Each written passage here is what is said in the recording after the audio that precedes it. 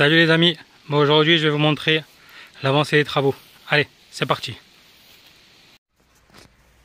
Bon, la façade n'a pas avancé, hein, j'ai rien fait. On commence par l'intérieur. On voit déjà ici. On commence à voir la lumière ici. Allez, on rentre.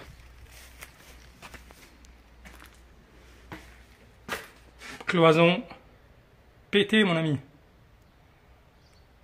Rappelle, je t'avais dit, cette cloison-là, il faut la faire sauter, comme ça. Ici, cuisine tout le long, avec la vue sur le salon. Et c'est vrai, c'est peut-être bête, mais la locataire, elle m'a dit tout à l'heure, elle est venue pour voir l'avancée des travaux. Et c'est vrai qu'elle m'a dit, moi je préfère avoir la cuisine ouverte sur le salon, comme ça quand je cuisine, je vois mes enfants, ce qu'ils font. Et comme ça, s'ils font des bêtises, je les vois. Donc voilà, alors j'ai eu un peu de mal pour ce mur, parce que ici c'est un mur porteur. Mais voilà, bon, on ne dit pas non plus, il ne porte pas une grosse charge. Hein. Donc j'ai eu du mal parce que c'est quand même de la brique assez épaisse. Mais bon, ça va le faire. Il reste ce morceau à casser, ici. Et après, moi ici, tu vas voir de toute façon. Je vais mettre ici une grosse poutre ici, là, que je vais enfoncer ici, là. Je vais remettre ici un renfort là. Là, ici, je vais l'enquiller dedans et je vais remettre ici un renfort. Comme ça ne bouge pas. Voilà. Bon, ici, mis à part cette cloison dans le salon, c'est tout ce que j'ai fait. Et j'ai cassé un peu là. Là, qu'est-ce qu'il y a eu de fait?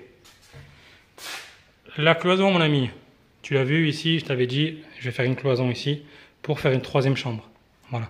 Parce que des maisons d'habitation, des maisons comme ça, souvent c'est des familles et il faut plusieurs chambres. Donc voilà, j'ai fait cette partie-là. Bon, après il me reste encore de l'enduit ici à faire, de l'enduit là, mais la grosse partie est faite. Là, ici, une première couche a été faite sur les portes. Donc moi, même si je change pas maintenant les portes, c'est prévu, comme je te l'ai dit, que je mette du double vitrage.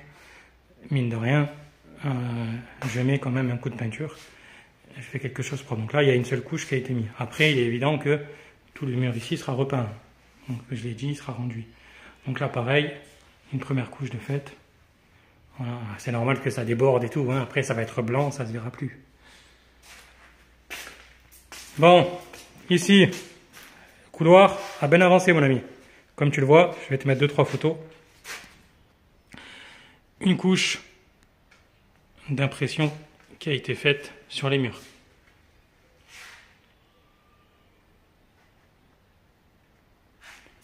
Couche d'impression. Ah, un beau plafond. Regarde avant. C'est dingue comme un coup de peinture à 70 balles peut faire la différence. J'ai 70 balles, c'est un pot de peinture, ça coûte 70-80 balles. Et regarde la différence. Regarde la différence quand même, hein. C'est quand même incroyable. Regarde, comme ça fait nickel. On voit mal, mais... Comme ça fait nickel. Et encore là, je crois qu'il y a qu'une couche. Il me semble qu'il n'y a qu'une couche. Hein. Voilà. Tu as vu, ça fait déjà plus clair. Déjà. Quand tu regardes les photos qu'il y avait avant. Bon, salle de bain, elle n'a pas changé. Salle de bain, elle est toujours vintage. Bon, les radiateurs, ils ont été déposés. Hein. Je sais pas si tu as remarqué, mais les radiateurs, on les dépose. Hein. Combien de gens je vois, ils peignent autour et tout. Mais non, on dépose les radiateurs. Celui-là, d'ailleurs, il va sauter.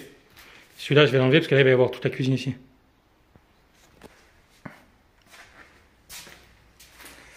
Donc, mon problème,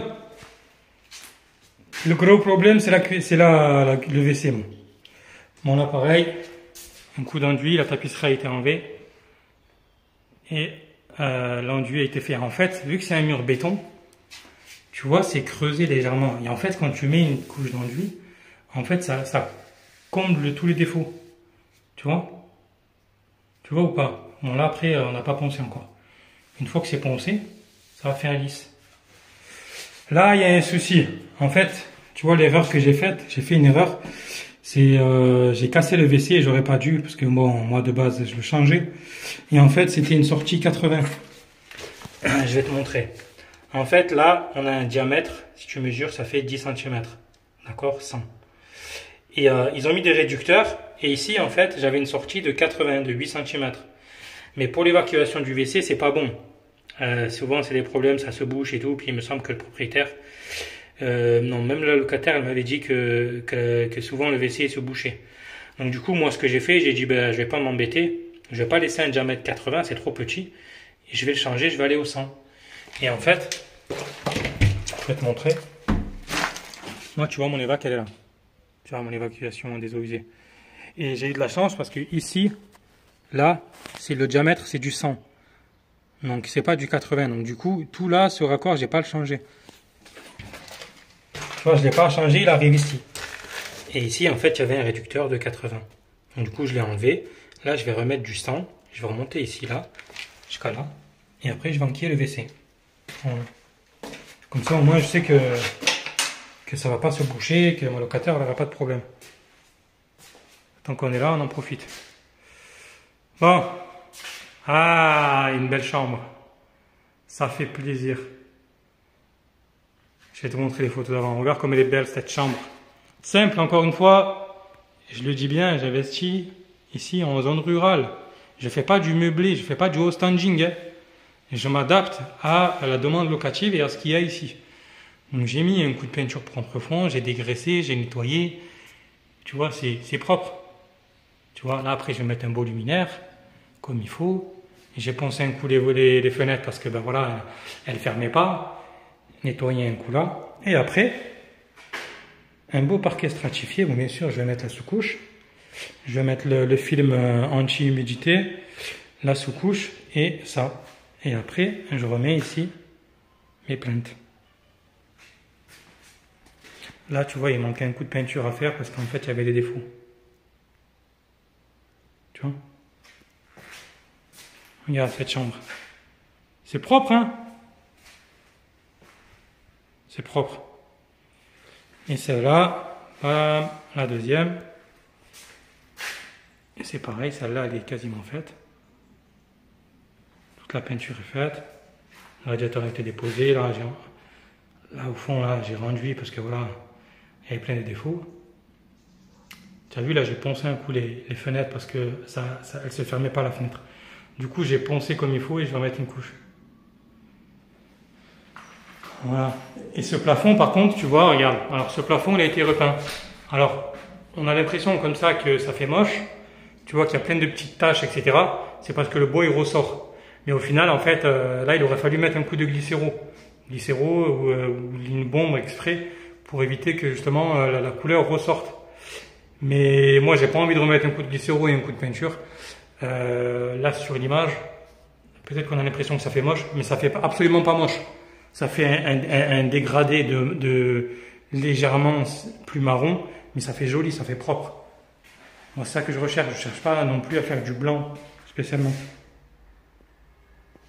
Donc ça, après le sol, je vais changer. Et voilà, tu vois, une chambre en blanc, ça suffit. Tu vois, là, j'ai testé. Tu vois les prises? C'est peut-être con, mais ça coûte 20 balles comparé à une prise comme ça. Voilà les prises d'avant. Prises d'avant. Et voilà les prises que je vais mettre. Voilà, c'est plus joli, c'est simple. Et là, la troisième chambre. Donc là, c'est pareil, j'ai rendu comme il faut. Tout ce côté du mur là, ce mur là. Et là, il manque la coupe de peinture. Là, c'est pareil, il faut que je renduis un coup. Il faut que je renduis un coup là. Et après, ici, une couche de peinture. Voilà, et le sol. De toute façon, le sol, je vais mettre un sol tout neuf dans toute la pièce, hein, dans toute la maison. Hein. Il y a pas de... Je vais pas laisser un sol moche comme ça. Hein. Voilà. Ah, ça va être une belle maison. Ah, la vue, franchement. T'entends les oiseaux. Qu'est-ce que tu veux de mieux? C'est tranquille. La tranquillité, mon ami. Vous savez, ça a avancé. Hein. Faut avancer petit à petit. C'est important. J'ai eu pas mal de retours concernant la dernière vidéo. Et d'ailleurs, merci beaucoup parce que vraiment, ça m'a fait plaisir. La vidéo où je parle qu'en gros, je suis pas rentier. Parce que, voilà, j'ai dit la vérité. Hein, c'est vrai. Hein, faut savoir être honnête et sincère dans la vie. Ça sert à rien de mentir. Et j'ai eu beaucoup de retours positifs. Donc, ça m'a fait plaisir. Enfin, je me suis dit, au moins, il y a des gens qui me suivent et qui sont vrais et qui admettent ça, hein, qu'ils ont vraiment, qu'ils ont la même situation que j'ai. Voilà. Donc après, bien évidemment, encore une fois, j'ai bien mis en évidence le fait que si tu démarres avec des petits revenus, si tu as peu d'apports, on est d'accord, hein, si tu démarres comme ça, il est très difficile de vivre de ces revenus locatifs. Il est difficile de penser que tu es blindé parce que c'est pas le cas. Surtout c'est pas le cas, voilà. Mais bien sûr, ça ne veut pas dire que tu ne peux pas le devenir. Tu peux aujourd'hui, avec l'immobilier, tu peux faire vraiment beaucoup de choses. L'immobilier, c'est magique parce que ça te permet justement pour des personnes comme nous, tu vois, moi, je suis une personne comme toi, hein, qui démarre avec des zéros. Hein. Je me rappelle, j'ai commencé, moi, avec mes 2000 euros que j'ai eu de chez Citroën, parce que je bossais chez Citroën. Et de là, j'ai commencé, en fait, j'ai eu mes diplômes et j'ai commencé, ils m'ont donné justement cette prime. Et grâce à cette prime, en fait, j'ai commencé à l'investir cet argent. Au départ, je l'investissais via mon business d'achat-revente de véhicules. Et petit à petit, ben, je l'ai fait fructifier et après, je l'ai placé dans l'immobilier, tout simplement. Et c'est pour ça que j'ai eu, tu regarderas de toute façon toutes mes vidéos si tu veux, j'ai transformé ma grange en habitation, etc. Et après, j'ai pu racheter mon premier immeuble. Et c'est comme ça que ça a démarré petit à petit. Voilà. Et par contre, ce qu'il y a de bien, c'est que tu peux vraiment partir de zéro. Quand je parle de zéro, c'est qu'aujourd'hui, il y a tellement de méthodes, il y a tellement de stratégies dans l'immobilier qui permet vraiment de démarrer de zéro. Quand je parle de zéro, c'est que si demain, tu n'as pas de travail, tu n'as pas de revenus, tu n'as pas d'épargne, il est évident que tu ne vas pas pouvoir acheter. Mais par contre, tu commences de zéro. Tu vas commencer à trouver un travail, tu vas commencer à mettre de l'argent de côté. Tu peux éventuellement commencer par faire une vente à terme, comme j'ai fait sur cette maison. Je te ferai une vidéo où je t'expliquerai exactement la vente à terme. Et voilà, après, c'est pas évident à trouver, mais tu peux, je te jure, tu peux. Et en démarrant, ne serait-ce qu'en commençant avec des parkings, tu vois. Il y a plein de stratégies, ne serait-ce que, je sais pas, tu achètes un parking à 10, 15 000, tu ferais un pré-conso. Tu achètes un parking, tu dis tiens, ce parking-là, je vais le diviser, au lieu de faire un parking voiture, je vais le diviser en deux et je vais faire un parking moto. Donc du coup, tu vas augmenter ton rendement et tu vas générer, si tu veux, un revenu supplémentaire. D'accord? Il faut être bon, encore une fois. Mais tu vois qu'avec 10, 15 000, tu peux déjà commencer par un parking. Tu as des appartements, tu as des maisons dans des endroits, dans des zones rurales. Les gens, en fait, ils en veulent plus et ils le vendent à 10, 15, 20 000 euros une maison. Tu la divises en deux, en trois. Petit à petit, tu vas générer, si tu veux, des revenus. Mais petit à petit, tu vas grossir, tu vas, si tu veux, faire évoluer, on dit ça, toi, ta boule de neige, et tu vas grandir. Voilà. Mais en tout cas, c'est possible. Je te jure que c'est possible. Par contre, il faut vraiment s'en donner les moyens. Et moi, je le vois. Je le vois, hein, je vois aujourd'hui, je vais vendre un immeuble, un de mes immeubles, mon premier immeuble, si ça t'intéresse, c'est un immeuble que je vais vendre autour des 350 000 euros, avec 10% de rendement. Un très bel immeuble, sincèrement, je le vends parce que je vais récupérer de la trésorerie, faut pas se cacher, je vais récupérer une belle plus-value et du coup ça va me permettre encore une fois de grandir et d'évoluer, d'accord. Et celui qui va reprendre cet immeuble, en tout cas, voilà, je vais lui indiquer tout ce qu'il faut faire, de comment moi je le gère, comment je l'ai géré jusqu'à présent, parce que c'est un immeuble que je gère à 2 heures de chez moi, et j'ai pas de souci particulier. Voilà, c'est un bel immeuble, il y a 7 appartements, il y a possibilité d'en faire un 8e. Donc si ça t'intéresse, je te mets le lien dans la description, tu m'envoies un mail, contact.aldo@gmail.com. Et à ce moment-là, on verra. Alors, s'il te plaît, vraiment, c'est pas que je veux pas, mais contacte-moi uniquement si vraiment ça t'intéresse. Voilà, moi j'apprécie partage, etc. Mais c'est vrai que là, le but, c'est de vendre l'immeuble et d'avoir des gens uniquement qui sont vraiment intéressés par l'immeuble. Voilà. Et c'est avec plaisir que je te partagerai euh, des chiffres, etc. Si jamais ça t'intéresse, de toute façon, je vais le filmer d'ici septembre.